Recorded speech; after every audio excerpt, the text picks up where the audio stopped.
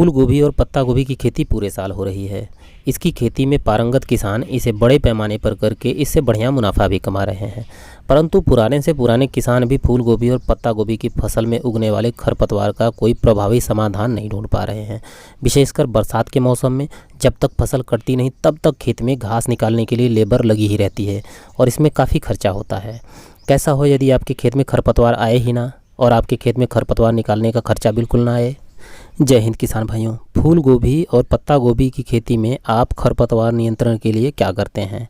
हमारे यहाँ के अधिकतर किसान भाई पौधरोपण से पहले क्यारी या फिर मेड़ पर पेंडीमेथालिन का स्प्रे करके उसके बाद पौधरोपण करके सिंचाई कर देते हैं। ऐसा करने से आपके खेत में कम से कम 20 दिन के लिए नए खरपतवार नहीं उगते और आप में से अधिकतर किसान भाई यह बात जानते होंगे। फिर 15 से 20 दिन बाद खेत में नए खरपतवार उगने से पहले ही अधिकतर किसान भाई खेत की गुड़ाई करके अच्छे से पौधों को मिट्टी लगा देते हैं, जो कि फूल गोभी या फिर पत्ता गोभी की अच्छे फसल के लिए बहुत ही ज़रूरी प्रक्रिया है।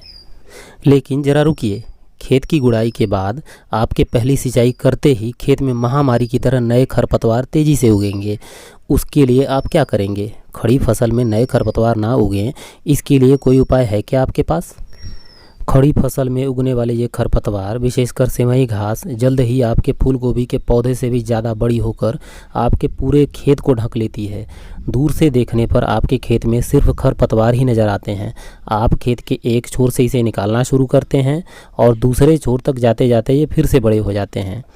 हमारे यहाँ के कई किसान तो ऐसे भी हैं जो फूल गोभी की रोपाई से लेकर कटाई होने तक लगातार घास ही निकालते रहते हैं। लेबर खर्च भी बहुत हो जाता है, साथ ही किसी दूसरी खेती के लिए समय ही नहीं बचता। अब ये तो हो गई नए प्रयोग ना करने वाले पारंपरिक किसानों की बात। अब यहाँ देखें मेरे खेत में ये लगभग 35 दिन की फसल है और जहाँ पर भी हमने खरपतवार के लिए खड़ी फसल में दवा का स्प्रे किया है वहाँ पर एक भी घास नहीं है।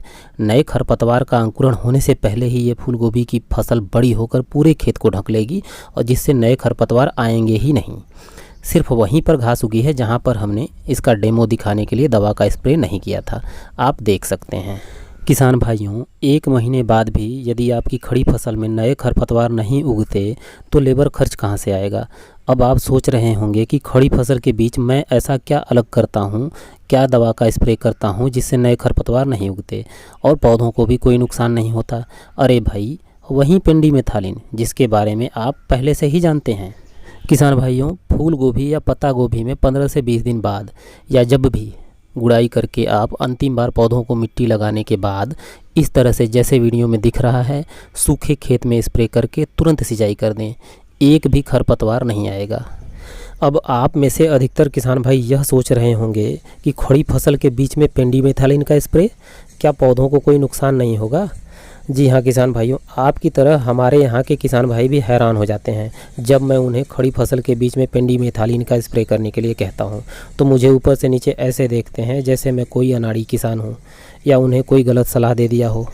मैं फिर से कह रहा हूँ किसान भाइयों, अगर आपके पास मैन पावर नहीं है तो भी आप बड़े पैमाने पर फूल गोभी की फसल कर सकते हैं। बस जैसा वीडियो में दिख रहा है, पौधों पर अंतिम बार मिट्टी लगाने के बाद सिंचाई से पहले ही पौधों को बचाते हुए ज़मीन पर अच्छी तरह से स्प्रे करके सिंचाई कर दें।